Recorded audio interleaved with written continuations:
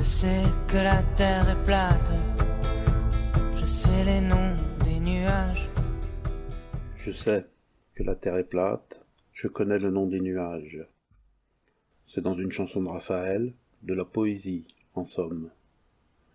Mais en sommes-nous si sûrs? L'homme identifie la platitude de la terre à son rapport à la verticalité, déplaçant en tout point où il va le repère lui permettant d'en juger. L'homme ne peut que constater que la terre est plate. Par l'expérience du quotidien, c'est la seule réalité à laquelle l'homme accède. Bien sûr, ça monte et ça descend, mais globalement, c'est plat. Et notre homme se rendant en Chine constatera que jamais on ne trouve de Chinois la tête en bas. On les trouve tout pareil à chez nous, c'est-à-dire debout. Et l'Éternel dit à Abraham, après que Lot se fut séparé de lui, « Lève tes yeux et regarde du lieu où tu es, vers le nord et vers le midi, et vers l'orient et vers l'occident. » Genèse 13, 14. Que la terre soit plate, c'est une donnée immédiate de la conscience, c'est-à-dire une chose qui est vraie par l'expérience qu'on en a. Et Raphaël ne se trompe pas en affirmant qu'il y a un « je » qui sait. Nous sommes sujets, et du point de vue du sujet, la terre ronde est pure abstraction, même lorsqu'elle renvoie à une réalité objective. Vous n'en ferez jamais l'expérience réelle, et ce n'est qu'en observant les astres lointains que l'homme conçoit que la terre est ronde. Mais cette terre ronde ne peut être, quand bien même elle serait plus vraie que la terre plate, qu'une vue de l'esprit, pour laquelle il faut nous projeter hors de la terre dans un effort d'abstraction pour pouvoir la penser telle. Jamais vous n'irez dans l'espace pour voir la terre de là-haut, vous serez condamné à l'imaginer. Vous êtes obligé de vivre dans ce monde de la terre plate, c'est-à-dire le monde humain. Mais dans le monde que nous connaissons, la terre est plate, c'est-à-dire c'est un univers à 2 dimensions. En réalité, non, c'est un univers à 4 directions, qui partent du centre, bien sûr. La Terre est plate. Et ce n'est pas sa faible courbure qui change quelque chose. Un univers qui, certes, s'enroule autour d'une sphère, mais qui est fondamentalement plat. Vous pouvez aller à pied jusqu'en Chine pour le vérifier. Pour mieux en avoir conscience, on peut prendre l'exemple de la cerise et imaginer qu'elle représente la Terre. Eh bien, alors l'atmosphère terrestre, qui dépasse en hauteur nos plus hautes montagnes, a une épaisseur équivalente à la peau de la cerise. Arrachez un morceau de peau et vous voyez bien qu'elle est plate. Autre exemple, la station orbitale, dont on nous dit qu'elle tourne dans l'espace, est à une distance de la Terre qui ne dépasse pas la distance de Paris à Lyon. Le point le plus haut sur lequel vous pouvez monter dépasse à peine les 8000 mètres, et vous l'atteindrez après des jours de lutte. Mais c'est une distance que vous parcourez à pied en même pas 2 heures. Non, que la Terre soit plate, il n'y a pas à en douter. Le monde de la Terre plate est un monde sans limite, puisqu'il n'a pas de bord, puisque ce monde s'enroule autour de la boule terrestre. Vous pouvez le parcourir en tous sens, sans jamais trouver le bord. Mais s'il est sans limite, il n'en est pas moins fini, puisque sa surface est celle du globe. La Terre ronde est une réalité objective, mais que vous ne pouvez pas expérimenter. La Terre plate, elle, est une perception subjective. Vaut-elle moins que Terre ronde parce qu'elle serait moins vraie? Imaginons déguster un verre de vin. Y a-t-il une vérité objective lorsqu'on affirme que ce vin est bon? Pourquoi certains préfèrent-ils le vin de Bordeaux et d'autres les Côtes-du-Rhône? Simplement parce que les vins ont leur propre histoire et que ceux qui les dégustent également. Que peut nous apprendre la science de cela? Rien. La science est inopérante à rendre compte de la réalité subjective parce qu'elle n'étudie que les objets, et que le sujet qui observe doit être exclu de l'observation. Pourtant, convenez que c'est important de pouvoir décider de ce qui est bon ou mauvais, de ce qui est bien et mal. Ici, la poésie est supérieure à la science, sauf qu'il n'est plus question ici de vérité, mais d'être au monde. Alors évidemment, le modèle héliocentrique basé sur le modèle euclidien est admis par tout le monde comme une évidence qu'il n'est pas possible de questionner sans passer pour un barge. Ben toi, tu crois la Terre plate, comme ultime argument qu'on oppose à celui qui remet en cause le narratif officiel. Toute incroyante qu'elle est, la modernité n'en a pas moins ses dogmes, ses certitudes. Pourtant, vous voyez, comme ce modèle est mal commode pour rendre compte de la réalité dans laquelle vit l'être humain. Dans le mode de l'héliocentrisme, les Chinois ont la tête en bas, alors que manifestement, ce n'est pas le cas. Dans ce monde-là, nous nous déplaçons à une vitesse folle, tournant autour de nous-mêmes tout en tournant autour du Soleil lui-même, lancé dans une course folle en forme de spirale dans le grand vide intragalactique. Alors que, selon toute apparence, nous sommes parfaitement immobiles sous un ciel serein. Le matin, le soleil se lève, le soir, il se couche. Sans doute dort-il la nuit. Dans ce monde-là, le centre est nulle part, même le soleil n'est pas au centre de l'univers héliocentré. Alors que dans le monde humain, chacun peut le constater, c'est l'ego qui est le centre du monde. Alors ce monde que les savants nous décrivent comme étant la réalité n'est pas, en réalité, le monde dans lequel nous vivons. Un monde dans lequel la Terre ne tourne pas autour du Soleil, mais un monde dans lequel le Soleil se lève le matin et se couche le soir. Alors on m'objectera que le monde de la subjectivité n'est pas le monde réel, que seul le monde objectif, celui qui peut être décrit par une science qui se veut désincarnée, seul ce monde est vrai. Et que le but de la science est précisément de s'arracher à la subjectivité, parce que celle-ci, et chacun s'en rendra compte assez facilement, est source d'erreur. Mais si au final, on arrive à une description du monde qui ne correspond pas à l'expérience humaine que je peux vivre, à quoi ça sert ? Et cette conception du monde, déconnectée de l'expérience humaine, ne me conduit-elle pas à l'erreur, en m'imposant une vérité qui n'est pas la mienne ? Ici, il faut citer Protagoras, l'homme est la mesure de toute chose.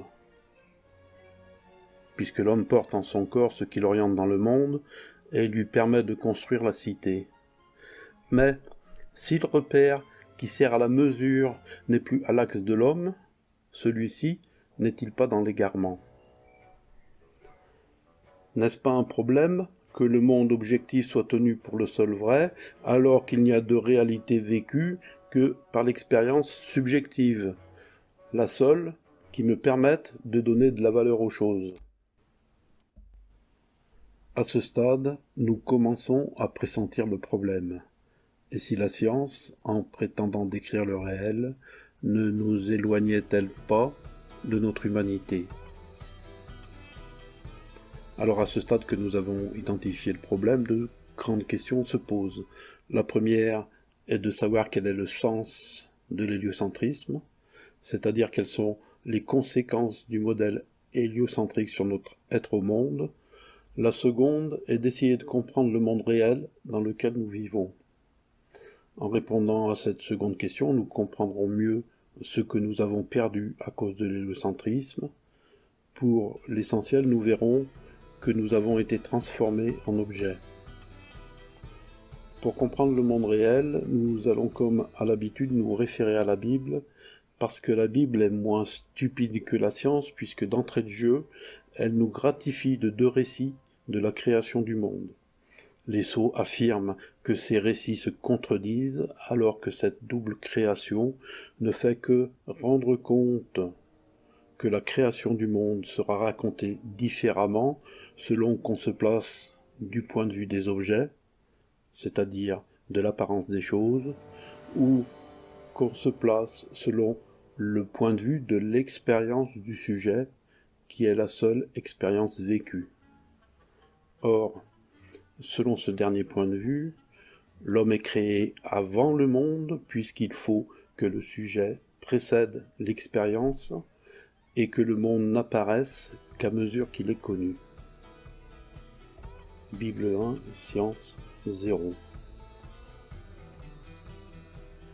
Selon le point de vue objectif, le modèle euclidien fonctionne, et la Terre est ronde et tourne autour du Soleil. Mais dans le monde du sujet, chacun est au centre du monde. Nous sommes au centre du monde et le monde tourne autour de notre nombril. Ce que nous ignorons n'existe pas avant que nous le découvrions. Ainsi, le seul monde qui existe, pour nous, est celui que nous connaissons. Mais ce que nous apprend également la Bible, c'est que si l'ego est le centre du monde, c'est à cause de la création de l'altérité. En effet, c'est après qu'Abraham se soit séparé de Lot que Dieu lui demande de regarder le monde depuis le lieu où il est. Une erreur serait de croire que parce que l'ego est le centre du monde et que chacun est habité par un ego, qu'il y a une infinité de centres du monde. Non. Ce n'est pas ainsi que fonctionne la terre plate des êtres humains, qui est celui de la subjectivité. Il n'y a qu'un centre, parce qu'il n'y a qu'un seul sujet, de même qu'on l'a vu à travers l'image de l'obélisque, que la transcendance s'exerce en un seul point, c'est-à-dire au centre du monde, c'est-à-dire au lieu de l'ego. Par exemple, lorsqu'on utilise l'expression « il faut remettre l'église au milieu du village » pour signifier que le centre de l'ordre symbolique doit être au cœur de la communauté. Ça ne signifie en aucune manière qu'il y a plusieurs centres du monde. Il en est de même de la nation. La nation possède son propre centre du monde. C'est ainsi que chaque nation se pense élue de Dieu. Élection qui constitue, de fait, l'ego de la nation. S'il existe d'autres centres du monde que celui de l'ego, ces autres centres n'existent que dans des mondes parallèles à celui de l'ego. Si l'omphalos de Jérusalem désigne le centre du monde pour les catholiques, et la pierre noire de la Kaaba le centre du monde pour les musulmans, un seul est le véritable centre du monde, et l'on n'entrera pas en concurrence avec celui de l'autre. Le seul centre du monde véritable est celui auquel on croit, et catholiques et musulmans ne seront jamais d'accord sur ces questions, et ce sera bien ainsi. Ces mondes peuvent entrer en confrontation, mais ils ne peuvent s'interpénétrer, ni se partager. La subjectivité de l'autre n'est pas accessible. L'ego vit en quelque sorte sur une île, dont il est le centre du monde, mais dans lequel il est irrémédiablement seul. On trouve beaucoup de choses dans la Bible. Or, il se trouve que la Bible nous parle aussi du grand remplacement, un sujet qui est à la mode. Et c'est précisément ce que font les rois d'Assyrie. Ils prennent la population de Samarie, la population du royaume d'Israël, et ils la déportent dans le pays des Mèdes. Et à l'inverse, ils ramènent à Samarie des populations des pays des Mèdes ou d'Assyrie ou d'ailleurs. Seulement voilà, nous dit le texte, les nouveaux habitants ne savaient pas honorer convenablement le dieu du coin. Et celui-ci envoya des lions qui commencèrent à dévorer les habitants. Ils durent faire revenir des prêtres qui, eux, savaient quel était le culte favorable à la divinité. Donc ce que nous enseigne ce passage, c'est qu'il y a un lien profond entre la terre, la nation et la religion. Le centre. Le fait que le monde de la Terre plate est un centre signifie que les lieux sur la Terre n'ont pas la même valeur. Dans le monde des lieux centrés de la science, chaque lieu est équivalent aux autres, à cela près des variations géographiques, genre longitude, latitude, mer, montagne, etc. Alors que dans le monde humain de la Terre plate, le proche a plus de valeur que le lointain, au point que celui-ci finisse par disparaître dans les brumes de l'inconnaissable. On pourrait résumer la chose par cet aphorisme de Le Pen: je préfère ma fille ou ma famille à mes amis à mes voisins à mes compatriotes et mes compatriotes aux Européens. Être de quelque part, c'est aussi participer d'une nation, c'est-à-dire d'un corps collectif de naissance à laquelle nous sommes unis par les liens d'amour qui sont les liens dus à la famille. Être au centre du monde est à l'opposé de l'individualisme héliocentré qui est un « moi ma gueule » tout en faisant comme tout le monde. L'homme centré, verticalisé par Dieu, hérite d'une responsabilité vis-à-vis de ceux qui l'entourent, ce qui n'a rien à voir avec l'égoïsme qui s'empare de ceux dont l'État s'occupe de tout. Donc dans la Bible, la Terre a 2 dimensions. Alors, en fait, précisément, elle a 4 directions, puisque l'homme y est au centre. Mais ces 4 directions, nous montre la Bible, n'ont pas toutes les mêmes valeurs. L'homme naît à l'est de l'Éden, au pays de l'Orient, du pays de soleil levant, mais il meurt à l'Occident. C'est pourquoi il est dit que celui-ci est le pays de la mort. Le sud, c'est le pays du midi, de la lumière. Dans la Bible, c'est là que se trouve le désert et l'enfer égyptien. Le nord est le pays de la nuit, de l'obscurité, mais aussi de la puissance fécondante divine qui se manifeste au cœur de la nuit. Je vous ai sans doute déjà parlé du partage des animaux. C'est le moment où Dieu demande à Abraham de couper les animaux en 2. Il faut voir dans cet épisode comme une invitation à examiner notre propre coupure verticale qui fait que nous sommes latéralisés. C'est grâce à la reconnaissance de cette coupure verticale qu'Abraham pourra dire à Lot « Sépare-toi donc de moi, si tu prends la gauche, j'irai à droite, si tu prends à droite, j'irai à gauche. » Nous sommes orientés, c'est la latéralisation, le long d'un axe vertical, définissant la droite et la gauche, le devant et le derrière. La droite et la gauche ne sont pas seulement des directions dans l'espace matériel, mais également dans l'espace symbolique, auquel est associé un certain nombre de valeurs irrationnelles. Ainsi, la droite est active, masculine, diurne, divine, favorable, mais signifie également la force, l'adresse, le succès, la droiture, le travail, l'ordre, la fidélité. Tandis que la gauche est passive, féminine, nocturne, sataniste et défavorable. Elle véhicule aussi l'idée de désordre et d'incertitude, de paresse. S'orienter consiste à repérer où le soleil se lève, puis grâce à la connaissance que l'on a de sa droite et de sa gauche, de déterminer où sont le nord et le sud. Soulignons le geste demandé par Dieu. Lève donc les yeux, c'est regarder vers le ciel.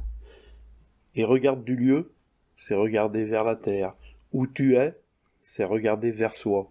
Vers le nord, vers le midi, vers l'Occident et vers l'Orient, c'est regarder le monde. Et oui, nous voilà plantés dans le monde avec cette injonction divine. Regarde le monde depuis le lieu où tu es. Si le monde dans lequel on vit est à 4 directions, il existe également une dimension verticale. Mais cette dimension n'est pas celle du monter et du descendre, qui sont tout à fait anecdotiques, mais une dimension de l'espace sacré. Le haut est le ciel, le monde du divin, le monde du bien. Le bas est le monde de la terre, le monde des démons, le monde du mal. Le prêtre monte à l'autel pour se rapprocher de la divinité. Et c'est grâce à cette échelle verticale que nous jugeons du monde. Parce que pour nous diriger dans le monde humain, il ne suffit pas de parcourir l'espace. Il faut aussi pouvoir donner une valeur à ce que nous expérimentons, simplement parce que nous avons à faire des choix. Rappelons-nous à Abraham qui interpelle Dieu à propos de la destruction de Sodome et Gomorrhe. L'homme est en capacité de juger et cette capacité se fonde sur une échelle de valeur verticale, expression de la transcendance, c'est-à-dire manifestation de la puissance divine. On l'a vu avec la symbolique de l'obélisque, le rayon du dieu soleil s'incarne sous la forme de l'obélisque en un point particulier du monde, et le monde s'ordonne à partir de ce centre dans les 4 directions. Ainsi, nous savons mieux maintenant ce qu'est le monde de la Terre plate, le monde humain. Un monde centré sur l'homme, centré sur la famille, centré sur la nation. Un monde centré sur une terre, terre nourricière et terre patrie, c'est-à-dire un monde centré sur des valeurs, sur des croyances, sur un récit. L'héliocentrisme, devenu le seul modèle de représentation de l'espace, a détruit cette injonction divine « regarde d'où tu es ». Le propre du récit religieux est de s'adresser à l'homme sujet, à s'adresser à sa conscience d'être pensant. Or, le sujet disparaît face à l'héliocentrisme, il n'est pas réellement nié, il n'est plus.